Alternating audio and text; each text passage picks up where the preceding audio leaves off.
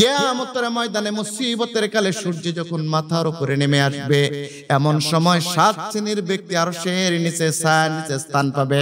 রাসূল বলেন, সাবাতুন ইউযিল্লুহুমুল্লাহু ফি জিল্লিহি ইয়াওমা লা জিল্লা ইল্লা জিল্লুহু, ইমামুন আদিলুন ওয়া শাবুন নাশা ফি ইবাদাতিল্লাহি তাআলা ওয়া রাজুলুন কলবুহু মুআল্লাকুন ফিল মাসাজিদ। আল্লাহর নবী বলে দিয়েছেন, 7 শ্রেণীর ব্যক্তি কিয়ামতের ময়দানে আরশের ছায়ার নিচে স্থান পাবে। তার মধ্যে অন্যতম একজন ব্যক্তি ইমামুন আদিলুন, ওই ইমাম যে ইমাম সব সময় ন্যায় বিচার করে। 2 নম্বর রাসূল ওয়া শাবুন নাশা ফি ইবাদাতিল্লাহি, ওই যুবক যার কলিজাটা মসজিদের সঙ্গে লেগে থাকে। তাহলে মসজিদের সঙ্গে যার কলিজাটা লেগে থাকে, আরশের ছায়ার নিচে স্থান যিনি দিবেন তিনি কে? মসজিদের সাথে যার কলিজাটা লেগে থাকে ওই ব্যক্তি হলো ইমানদার। ওই ইমানদারদের জন্য আরশে আজিমের নিচে আল্লাহ পাক 7 শ্রেণীর ব্যক্তিদের ভিতরে একজন ওই ব্যক্তি হবে যাকে আল্লাহ পাক স্থান দিবেন। আর রাসূলও বলে দিয়েছেন, যার কলিজাটা মসজিদের সঙ্গে লেগে থাকে, বেশি বেশি মসজিদে প্রবেশ করে, আল্লাহ পাক তার মর্যাদা বাড়ায় দিবে। এটা হলো 2 নাম্বার। 3 নাম্বার হলো এক ওয়াক্ত নামাজ শেষ করে আরেক ওয়াক্ত নামাজের জন্য অপেক্ষা করা। এমন মুসল্লি আছে না নাই? ফরজের 1 ওয়াক্ত নামাজ, ফরজের ওয়াক্ত 1 ওয়াক্ত নামাজ শেষ করেছে, আরেক ওয়াক্তের জন্য অপেক্ষা করেছে। যেমন মাগরিবের নামাজ শেষ করে অনেক মুসল্লি আছে আর বাড়িতে যায় না, আরেক নামাজের জন্য মসজিদের ভিতরে অপেক্ষা করে। এমন মুসল্লি আছে না নাই? আল্লাহ নবী বলছেন, এরা হলো ইমানদার মর্দ মুজাহিদ। লা ইয়াজালুল আবদু ফি সালাতিন মাকানা ফিল মসজিদে ইয়ানজুরুস সালাতা মা লাম ইহদিস। আল্লাহর নবী বলছেন, বান্দা যখন মসজিদে থাকে, যতক্ষণ থাকে ততক্ষণ নামাজে থাকে। আর যখন নামাজ না থাকে, আমার ইমানদার বান্দা নামাজের জন্য অপেক্ষা করে। সাহাবারা বললেন, হুজুর এমন বান্দা নামাজের জন্য যারা অপেক্ষা করে তাদের জন্য পুরস্কার কি?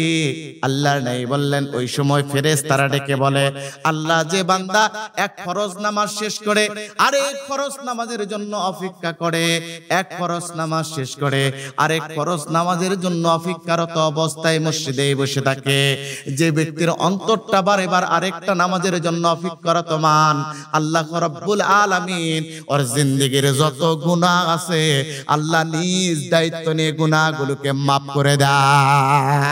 আল্লাহু আকবার।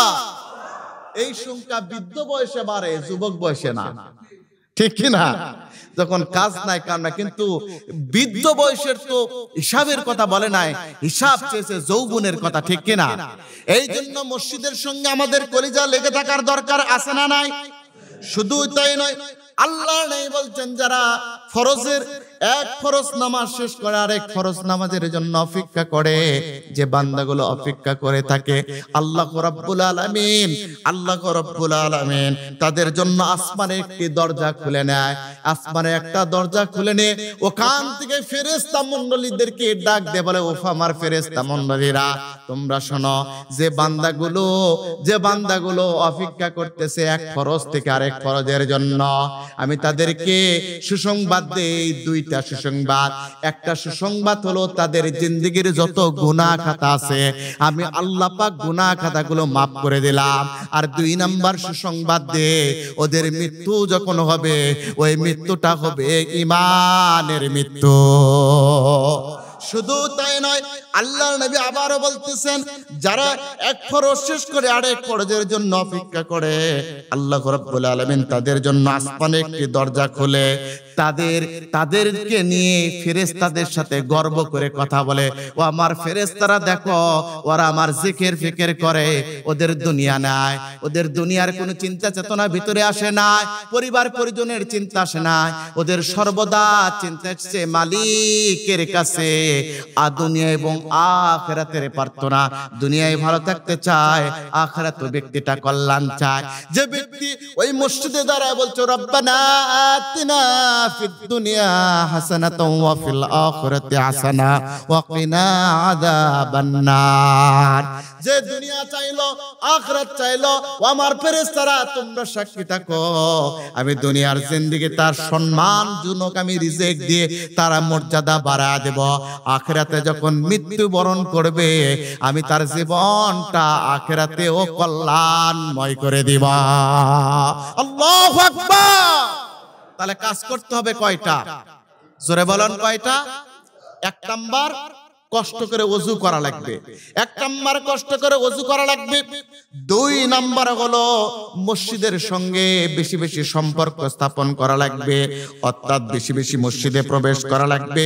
কলিজাটা মসজিদের সঙ্গে আপনার লেগে থাকা লাগবে।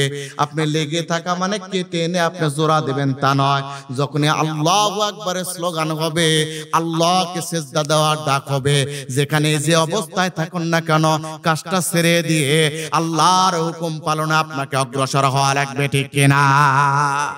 আর 3 নাম্বার হলো 1 ওয়াক্ত নামাজ থেকে আরেক ওয়াক্ত নামাজের জন্য কলিজার ভিতরে ঈমানি স্পিড জন্মাতে হবে।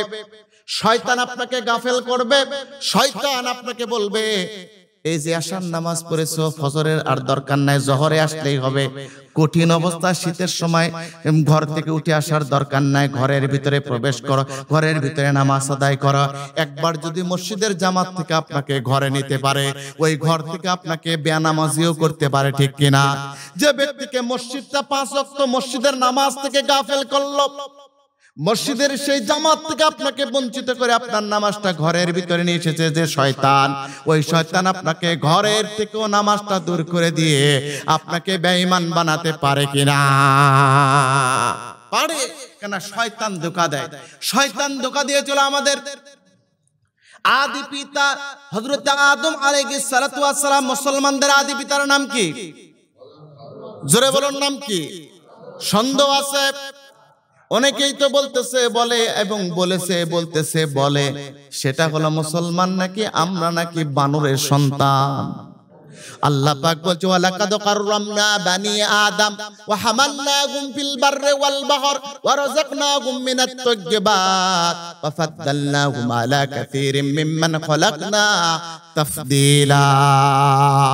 আমার আল্লাহ বলেছে ওয়ালাকাদ কাররামনা বানি আদম, তোমরাই তো আদমের সন্তান। আল্লাহু আকবার। আদমের সন্তান বলে অ্যাড্রেস করতেছেন কে? আল্লাহ বলছেন তোমরা আদমের সন্তান। আদমের সন্তানদেরকে আল্লাহ অ্যাড্রেস করেছে। এরপরে কেউ যে ব্যক্তি মুসলমান হিসেবে দাবি করবে আবার বলবে বানরের সন্তান, প্রকৃতপক্ষে নাম মুসলমান ও মুশরিক হওয়াতে 1 বিন্দু পরিমাণ আর বাকি নাই।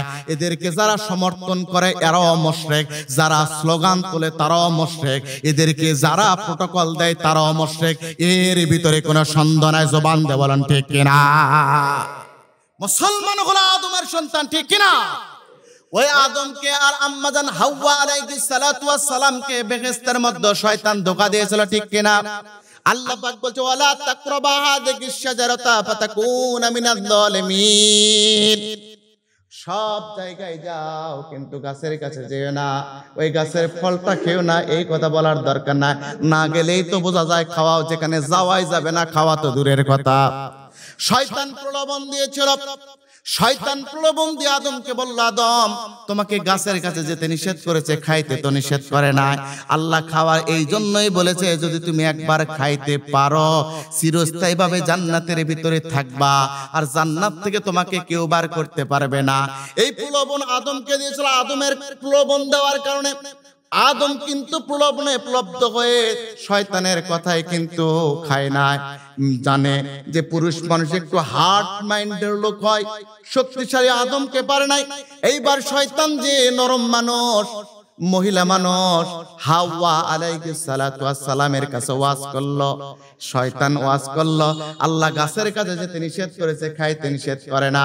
এর অর্থ হলো একবার যদি তুমি খাও জান্নাত থেকে বের করতে পারবে না, আগে তুমি খাও আর এই গাছের ফলটা শরবত বানায়া আদমকে খাওয়া। ওখানেও শয়তান ধোঁকা দিয়ে বের করেছে কিনা? তাহলে শয়তানের পাওয়ার আছে না নাই? শয়তানের পাওয়ার আছে। এই জন্য সর্বদা শয়তান বিভিন্ন কায়দায় পাওয়ার প্রয়োগ করে ইমানদারদেরকে ঈমান থেকে দূরে নিয়ে যাবে। কথা বলেন ঠিক কিনা? বলবে কি এটা তো রাজনৈতিক ব্যাপার, কথা বলার দরকার নাই, কেন এটা গভর্নমেন্ট করতেছে, এটা অমুক করতেছে, অমুক করতেছে, তোমার এই বিষয়ে কথা বলার দরকার নাই। চাকরিও থাকবে না, চাকরিও যদি থাকে তুমি বাইরে থাকতে পারবে না, জেলখানায় প্রবেশ করবা, এখানে বলার দরকার নাই। কিন্তু আল্লাহ বলতেছে এই কথা যদি তুমি সত্য প্রকাশ না করো তোমার ঈমান থাকবে না। চাকরির চাইতে জেলের চাইতে আমার ঈমান বড়। জবান দিয়ে বলেন ঠিক কিনা? এই জন্য সত্য কথা বলা লাগবে, সত্য কথা শোনা লাগবে এবং মানা লাগবে। কয়টা কাজ? সত্য বলা লাগবে, সত্য শোনা লাগবে, আর সত্য মানা লাগবে। এই তিনটা অনুযায়ী আমল করা লাগবে। রাজি আছেন? আল্লাহ কবুল করে বলুন আমিন। এই জন্য ইমানদারদেরকে গত জুমাতে আপনাদেরকে বলছিলাম জুলুম হয়, জালেম 12 প্রকার জালেম। কয় প্রকার জালেম? জোরে বলেন কয় প্রকার? 6 প্রকার জালিমের আলোচনা করেছি। এইবার 7 নাম্বার জালিম হলো আল্লাহর কোরআন, আল্লাহর কোরআনের বিধান থাকার পরও ব্যক্তিগুলো মুখ ফিরিয়ে, অর্থাৎ কোরআন থেকে মুখ ফিরিয়ে নেবে যারা, সবচাইতে বড় জালিম তারা। কোরআন থেকে মুখ ফিরিয়ে নেয় এমন জালিম আছে না নাই? আল্লাহ বলে দিয়েছেন কোরআন দ্বারা সমাজ ব্যবস্থা, ব্যক্তিগত জীবন, পারিবারিক জীবন, ধর্মীয় জীবন, অর্থনৈতিক জীবন, রাজনৈতিক জীবন, এমনকি রাষ্ট্রীয় জীবন চালানো লাগবে। এই কথার বিপরীত যদি বলেন আপনি মাও সেটিং এর জীবন বিধান চালাবেন, আব্রাহাম লিঙ্কনের জীবন বিধান চালাবেন, এই কথা বলার সঙ্গে সঙ্গে ওই ব্যক্তির কি ঈমান থাকতে পারে? জোরে বলেন পারে? ওই ব্যক্তির যদি ঈমান না থাকে, আপনি যদি ওই ব্যক্তিকে সমর্থন করেন, আপনি হাজী হওয়ার পরও কি আপনার ঈমান আছে? আল্লাহ ডাকতে বলছেন কোরআন থেকে মুখ ফিরিয়ে নেবে যারা, সবচাইতে বড় জালিম তারা। কথাটা সূরাতুল কাহফের 57 নম্বর আয়াতে আল্লাহ পাক বলছেন। আল্লাহ বলেন ওয়া মান আযলামু মিম্মান যুকিরা বিআয়াতি রাব্বিহি ফাআরাদা আনহা ওয়া নাসিয়া মা কদ্দামাত ইয়াদাহু ইন্না জাআলনা আলা কুলুবিহিম আকিন্না আন ইয়াফকাহুহু ওয়া ফি আযানিহিম ওয়াকরা ওয়া ইন তাদউহুম ইলাল হুদা ফালান ইয়াহতাদু ইযা আবাদা। জোরে বলুন আল্লাহু আকবার। আল্লাহ রাব্বুল আলামিন বলেন আল্লাহর বিধিবিধান আল্লাহ রাব্বুল আলামিন মানুষদেরকে দিয়েছে, তার চাইতে বড় জালিম কে হতে পারে? যারা আল্লাহর নিদর্শন সমূহ পাওয়ার পর, আল্লাহর পক্ষ থেকে কোরআনের আয়াত আসার পর, আল্লাহর পক্ষ থেকে আইন ও কানুন, বিধিবিধান, নিয়ম ও নীতি, হুকুম আসার পর, যে ব্যক্তি আল্লাহর ওই আইন কানুন, নিয়ম নীতি, বিধিবিধান, হুকুম সব কিছু থেকে যে ব্যক্তিটা মুখটা ফিরিয়ে নেয়, এরপরে ব্যক্তিটা মুসলমান দাবি করে। আর ওই ব্যক্তি দাবি করে আর ওগুলো না মানার কারণে দুইটা হাতের অজুহাত পেশ করে, বলে রাষ্ট্রের ভয়, ক্ষমতার ভয়, অমুকের ভয়, অমুকের ধ্বংস হবে ব্যবসা, অমুকের চাকরি চলে যাবে। এই চিন্তায় যদি জালিমদের শাসন আমলটা মেনে নেয়, জালিমদের আল্লাহ বিরোধী কর্মকাণ্ডগুলো মেনে নেয়, আল্লাহ রাব্বুল আলামিন বলেন ওটাও বড় জালিম। যারা মেনে নিল আল্লাহর আইনের বিরুদ্ধে আচরণ করে, এরাও সব চাইতে বড় জালিম। ওই জালিমের জায়গায় আল্লাহ কখনো শান্তি দিতে পারে না। এরকম জালেম কম না বেশি? জোরে বলেন কম না বেশি? আর ভয় আমাদের কম না বেশি? হ্যাঁ, ভয় খালি বেশি। আমি যে কথা বলে আমাকে আমার পরিবার সহ যে কত উপদেশ আসে, বলে কোন দিন কি হন আল্লাহ পাক ছাড়া কেউ জানে না। আমি বলি আমার জীবনের চাইতে আমার ঈমানটা বড়। কি করে? তামাম পৃথিবীতে আপনাকে মনে রাখতে হবে আপনার জীবনের চাইতে আপনার ঈমানটাই বড় হওয়া দরকার, ঠিক কিনা? জোরে বলেন অন্তরে ভয় কার? কার ভয়? আল্লাহর ভয় আপনার অন্তরে থাকা লাগবে। জীবনের চাইতে ইমানটা আপনার বড় হওয়া দরকার। এখন ইসলামী আন্দোলনের অনেক ব্যক্তিকে উপলক্ষ করে অনেক ব্যক্তি কথা বলতেছে, তোমাদের তো নিবন্ধন নাই, তোমাদের এটা নাই সেটা নাই। আরে মুসলমানগণ, ইমানদারদের নিবন্ধন থাকার দরকার নাই। ইমানদারদের নিবন্ধনের চাইতে তাদের ইমান বড়, কথা বলেন ঠিক কিনা? বলুন তো, আপনার কাছে নিবন্ধন শ্রেষ্ঠ না ইমান শ্রেষ্ঠ?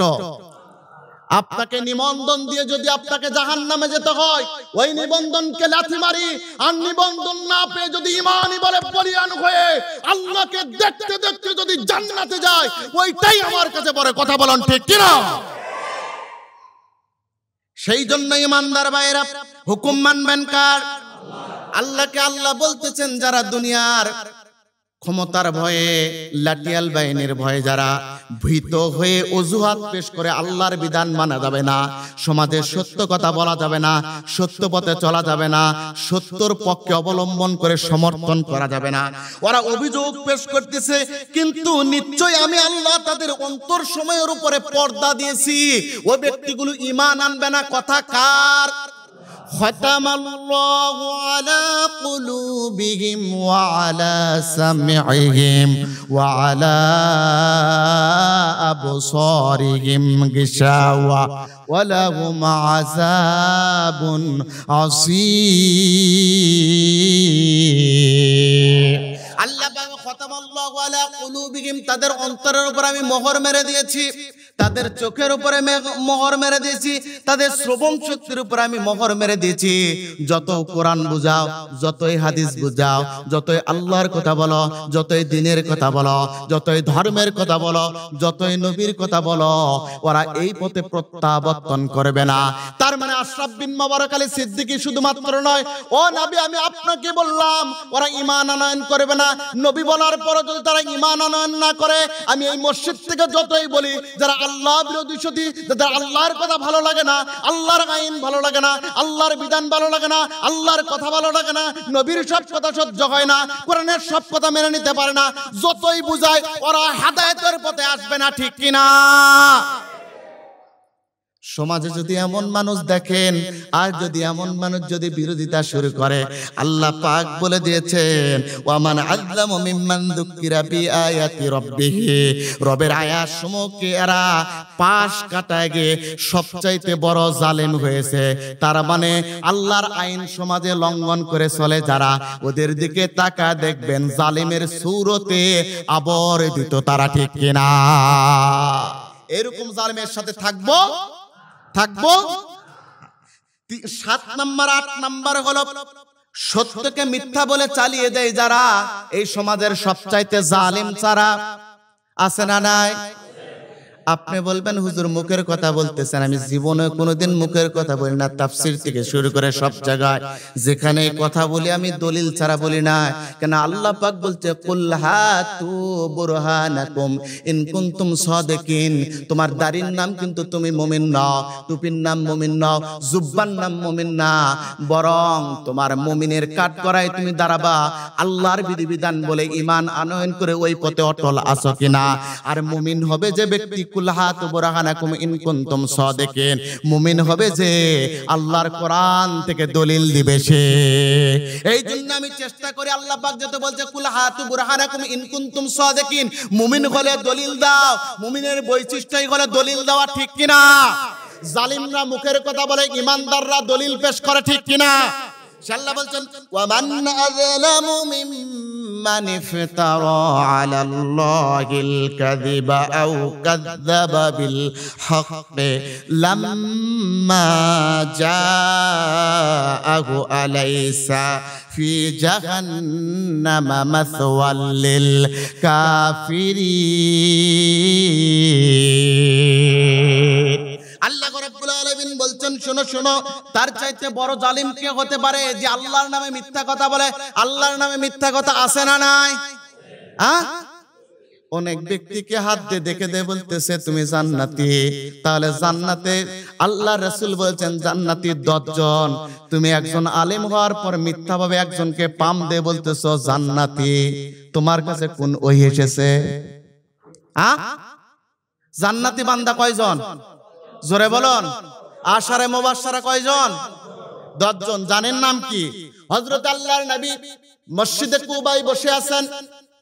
আল্লাহর নবী মসজিদে কুবার ভিতরে বসে আছেন। বিশ্বনবী এই জুমার দিনে মসজিদে কুবার ভিতরে বসে আছেন। বসে থাকার পর আল্লাহর নবী মিম্বারে উঠলেন, সালাম দিলেন। দেওয়ার পর আল্লাহর নবী আলোচনা করতেছেন। দেখে পিছন থেকে কানে কানে কিছু ব্যক্তি কথা বলে বলে ঘর থেকে বের হয়ে যাচ্ছে। আল্লাহর ঘরে মসজিদ থেকে বের হয়ে যাচ্ছে। আল্লাহর নবী এই দৃশ্য দেখলেন। দেখতে দেখতে দেখতে দেখতে নবী দেখেন 10 জন ব্যক্তি মসজিদে কুবার ভিতরে আছে, আর সকল ব্যক্তিগুলো বের হয়ে গেছে।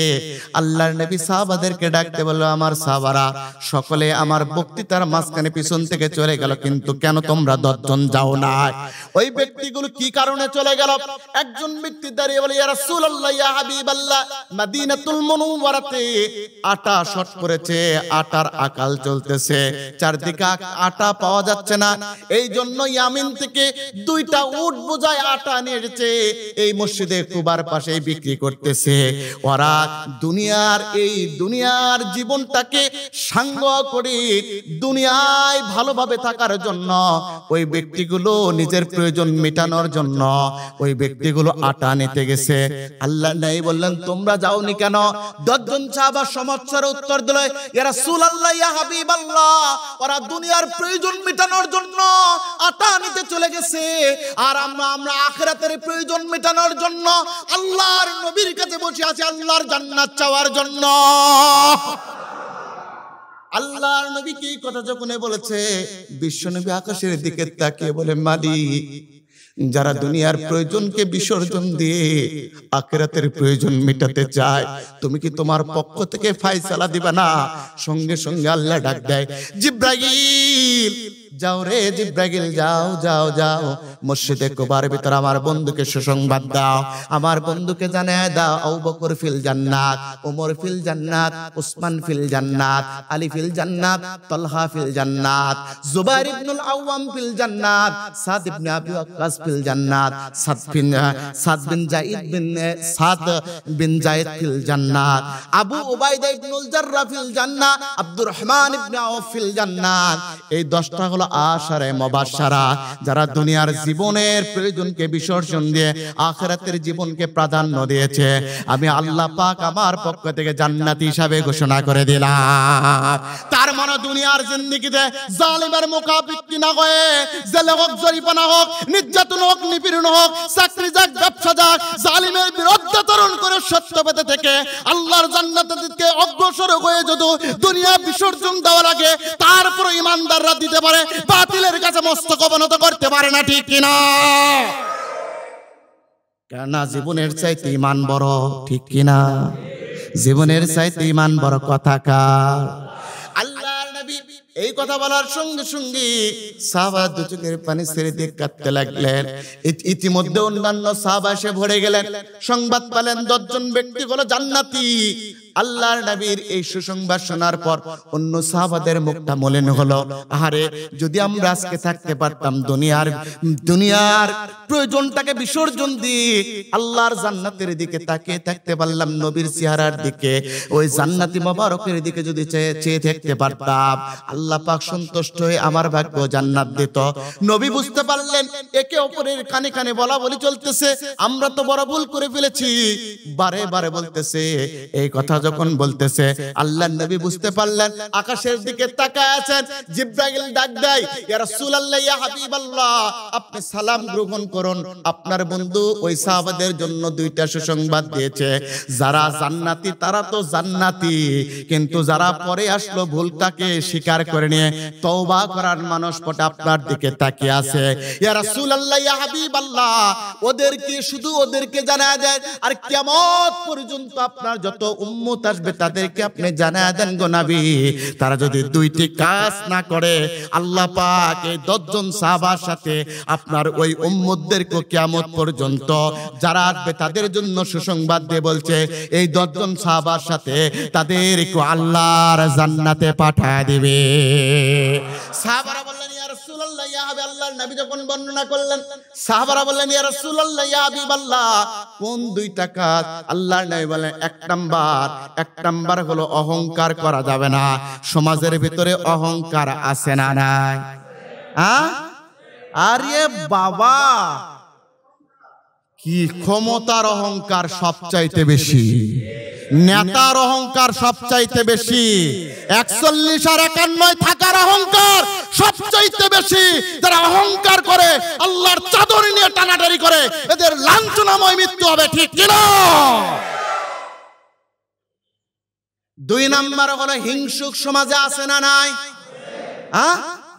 একজনের ছেলে চাকরি পায়, বিদেশ যায়, ও নিজে হিংসা করে আমার মতো বড় হবে কেন? এই সমাজের ভিতরে হিংসুক আর অহংকারী আছে। রাসূল বলছেন অহংকার হলো আল্লাহর চাদর, যারা অহংকার করে আল্লাহর চাদর নিয়ে টানাটানি করে। এই জন্য ধনী হয়েছেন, মুহূর্তের মধ্যে আপনাকে গরিব বানায় দিতে পারেন তিনি কে? একটা পোষা তুলে ক্যান্সারের রোগী বানায় দিবে। আপনার সম্পত্তি সব কিসের অহংকার করেন? আমি তো প্রত্যহ মৃত্যুর প্রহর গুনি, আমি তো প্রত্যহ অনেক মানুষকে দেখে নিজেও মৃত্যুর প্রহর গুনি, চিন্তা করি কোন দিন যেন আমার ডাক আসবে। এই জন্য আমাদের জীবনটা নতুন করে সাজানো লাগবে। এই জন্য দুনিয়ার ভয় কলিজার ভিতরে নাই, একমাত্র ভয় আছে আমার রবের ভয়, ঠিক কিনা? সম্মানিত ভাইয়েরা, এই জন্য হিংসা সমাজের ভিতরে থাকা যাবে। আপনি রাজনীতি করে আওয়ামী লীগ, বিএনপি, জামাত, জাতীয় পার্টি যা ইচ্ছা করতে পারেন, এটা হলো গণতান্ত্রিক দেশ, করতেই পারেন, ঠিক কিনা? কিন্তু আপনাকে কোরআন এবং সুন্নাহর বিপক্ষে আইন গেলে বিরোধিতা করা লাগবে, ঠিক কিনা? শুধু তাই নয়, আপনি আওয়ামী লীগ করেন, বিএনপি করেন, জামাত করেন, আপনার দল ক্ষমতায় থাকতে পারে, আপনার পার্শ্ববর্তী ভাইয়ের সাথে হিংসার বশবর্তী হয়ে আপনি জেলখানায় ঢুকিয়ে দিচ্ছেন, আপনি ক্ষমতার পাওয়ার দিকে জায়গা দখল করে নিচ্ছেন। এটা আপনি করতে পারবেন না, কারণ আপনি যখন মৃত্যুবরণ করবেন 3.5 হাত কবরের ভিতরে কিন্তু আপনাকে যেতে হবে। 3টা কাপড়ে কিন্তু আপনাকে মরায়া চকলেট বানায় আপনাকে নেবে। দুনিয়ার কেউ কিন্তু থাকবে না। আপনার আওয়ামী লীগের নেত্রী এসে আপনার কাপন পরাবে না, বিএনপির নেত্রী এসে আপনাকে কাপন পরাবে না, কোন দলের নেতা নেত্রী এসে আপনাকে কাপন পরাবে না। আপনাকে কাপন পরানোর জন্য আপনার প্রতিবেশী কিন্তু সর্বপ্রথম দাঁড়াবে। আপনার খাটিয়া কিন্তু তারাই আপনার কাঁধে নিবে। ওই খাটিয়া আপনার কাঁধে নিয়ে আপনাকে কবর পর্যন্ত নিয়ে যাবে। যে আরামের ঘুম ঘুমানোর জন্য কবর বানাবো, ওটা আপনার প্রতিবেশী করবে। আর নেতারা শুধু এসে জানাজার সময় বড় বড় বক্তৃতা দিবে। নেতা বলবে ভাইরা আমার, নেতার সব স্লোগান হলো দেশি, কিন্তু নেতার পা থেকে মাথা পর্যন্ত যা পড়েছে সব হলো বিদেশি, আছে না? তাহলে নেতার স্লোগান দেশি, কিন্তু নেতার পরনে সব বিদেশি। তার মানে নেতা দেশের ভাগ্য পরিবর্তন এটা চায় না, নেতা শুধু টাকা চায়। এই জন্য নেতার পক্ষে স্লোগান না দিয়ে আপনার প্রতিবেশীর পক্ষে স্লোগান দিয়ে ওই বিপদ থেকে রক্ষা করার জন্য প্রতিবেশীর পক্ষে আপনার দাঁড়ানো উচিত ছিল। কথা বলেন, ঠিক কিনা? এই জন্য হিংসা রাখবো না। সম্মানিত ভাইয়েরা, তাহলে হিংসা করা যাবে। এই জন্য কিছু আলেমগুলো টাকার কাছে বিক্রি হয়ে বলতেছে আপনি জান্নাতি। না না না না, আপনি বলতে পারেন আল্লাহ আপনাকে জান্নাত দান করুক, সেটা ভিন্ন কথা। যখন বলবেন আপনি জান্নাতি, ওহী পাইলেন কোথায়? তাহলে তো 11 নম্বর হলো এইরকম চাটুকার মিথ্যাবাদী আছে না নাই? জোরে বলেন, আছে না নাই? অনেক ব্যক্তিকে আজকে দেখতেছি খেলাফত নামে, ইসলামী মজলিস নামে কয়েকদিন আগে দাড়ি টুপি জুব্বা নিয়ে বলল জালিমদের বিপক্ষে আমরা এটা করব না, কিন্তু টাকার লোভে, উত্তরের লোভে কিছু চাপে পড়ে আর দুনিয়ায় হাল তেরা চাল গে মকসুদ তেরা মাল গে, মালে পাগল হয়ে সব ইমান বিক্রি করে দিয়েছে। সুতরাং যার পিছনে যাব তার ইমান দেখার দরকার আছে না? 6 করলি, 5 করলি, 10 করলি আমার মাথায়, আর আমার মতো লম্বা টুপি দেখলে দৌড়িবেন না, আগে দেখবেন ইমান ঠিক আছে কিনা। ইমান, এই জন্য ইমানের বলে বলে ইমান দেখার দরকার আছে না নাই? সেই জন্য আল্লাহ পাক বলতেন সত্যকে যারা মিথ্যা বলে চালিয়ে দেয় এই সমাজের জালিম, তারা এই সমাজ আছে না নাই? তাহলে সমাজের ভিতরে হিংসা থাকবে না। রাজনৈতিক দলাদলি করে একে অপর ভাইকে আমরা নির্যাতন করব না, নিপীড়ন করব না। আল্লাহর নেই বললেন তাহলে 10 জন ব্যক্তির সাথে আরো জান্নাতে যাবে, 2টা জিনিস থাকবে না। 1 নাম্বার হলো হিংসা, আর 2 নাম্বার হলো অহংকার। এই 2টা থাকবে না, তাহলে ওই ব্যক্তিকে জান্নাত দিবেন তিনি কে? এটা হলো 8 নাম্বার। 9 নাম্বার, 9 নাম্বার ইসলামের শত্রুকে বন্ধু বানায় যারা জালিম, তারা কথাকার। আল্লাহ পাক বলছেন ইয়া আইয়ুহাল্লাযীনা আমানু লা তাত্তাখিযু আবাআকুম ওয়া ইখওয়ানাকুম আউলিয়া ইন ইসতাহাব্বুল কুফরা আলাল ঈমান ওয়া মান ইয়াতাওয়াল্লাহুম মিনকুম ফাউলাইকা হুমুয যালিমুন।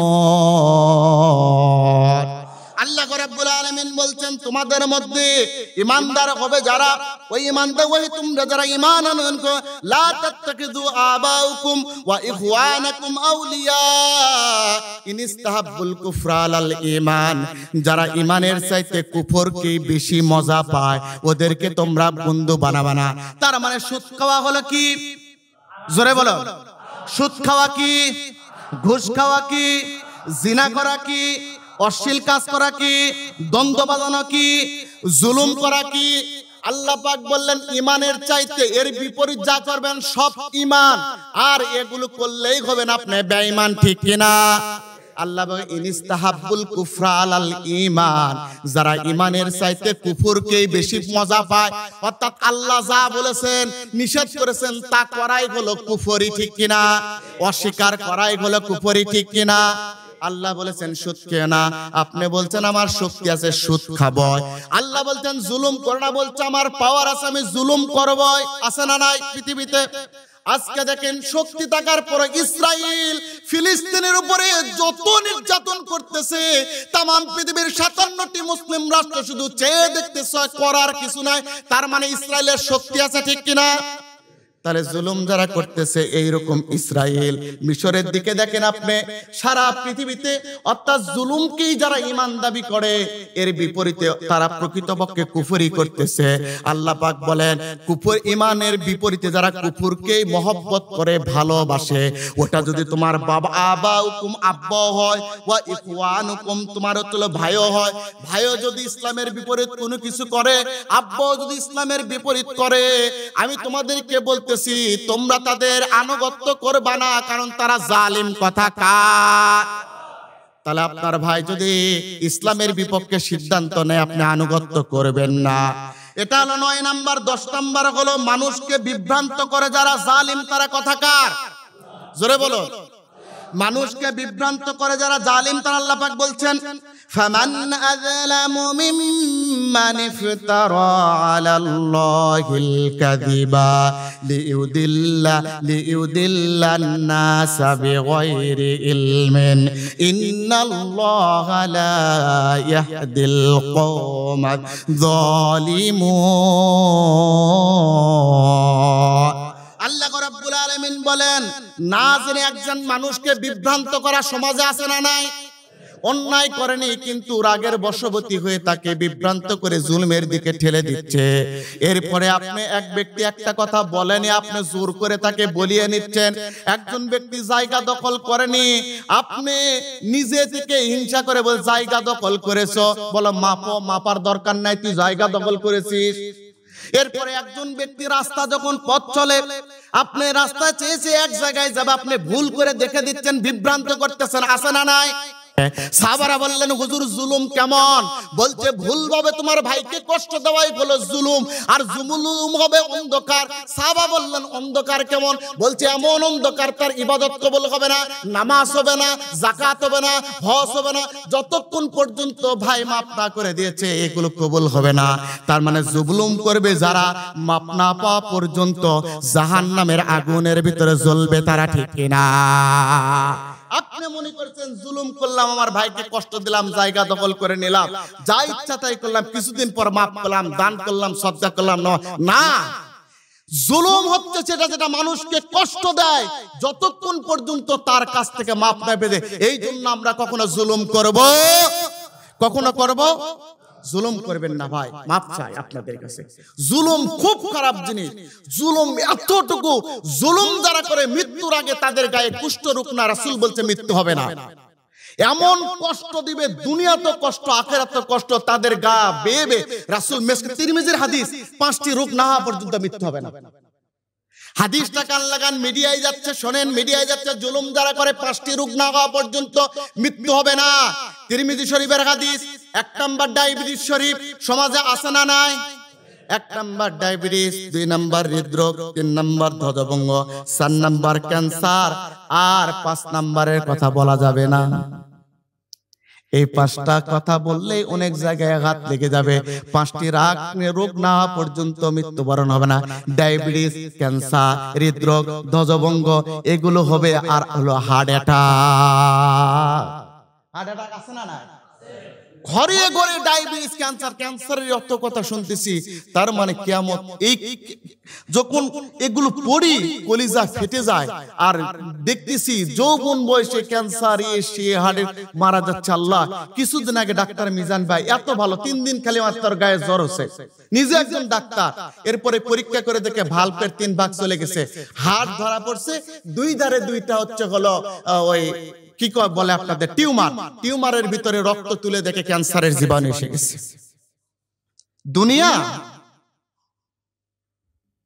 দুনিয়া কোনো কিছু না।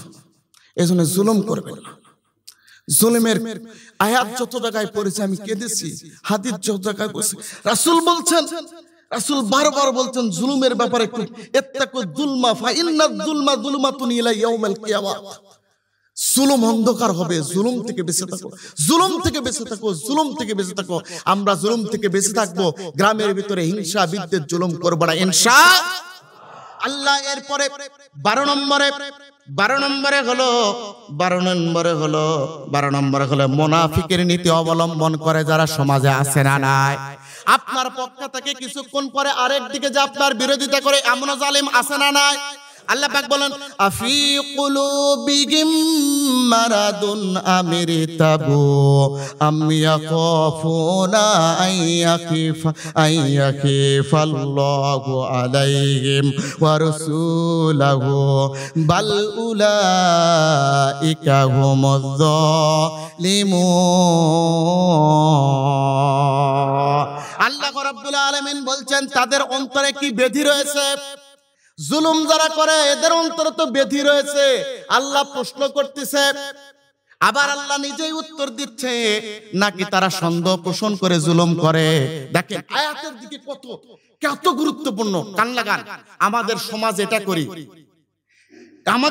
এটা করি যে অন্তরে ব্যাধির কারণে মানুষের উপরে জুলুম চাপা দেয়, আর না হয় সন্দেহ পোষণ করে। সন্দেহ আছে না নাই? সমাজের রন্ধে রন্ধে সন্দেহ। আল্লাহ পাক বলছেন তাদের অন্তরে কি ব্যাধি রয়েছে। দেখেন আল্লাহ বলছে আফি কুলুবিহিম মারাদুন। মারাদুন শব্দের অর্থ রোগ। তাদের অন্তরে কি রোগ রয়েছে? আমিরতাবু আম ইয়াখাফুনা আইয়াখিফাল্লাহু আলাইহিম ওয়া রাসূলুহু। তারা কি সন্দেহ পোষণ করে আল্লাহর নবীর উপরে দোষ চাপাচ্ছে? আজকে সমাজের সবচাইতে বড় দোষ হলো সন্দেহ পোষণ করে, জুলুম করে, অথচ প্রকৃত সত্য তার থেকে যোজন যোজন দূরে। ঠিক কিনা? আপনি এমন জুলুম করবেন না, তাহলে আপনি জালিম হবেন। এই 12 প্রকার জালিমদের জন্য আল্লাহর জান্নাত হারাম। আল্লাহ যেন এই 12 প্রকার জালিম থেকে বেঁচে থাকার তৌফিক দান করে। বলুন আমিন। জোরে বলুন আমিন। আল্লাহ কবুল করুক, কোরআনের পথে অটল আর অবিচল থাকার তৌফিক দান করুক। ওয়া আখিরু দাওয়ানা আলহামদুলিল্লাহ। আসসালামু আলাইকুম ওয়া রাহমাতুল্লাহি তাআলা ওয়া বারাকাতুহু।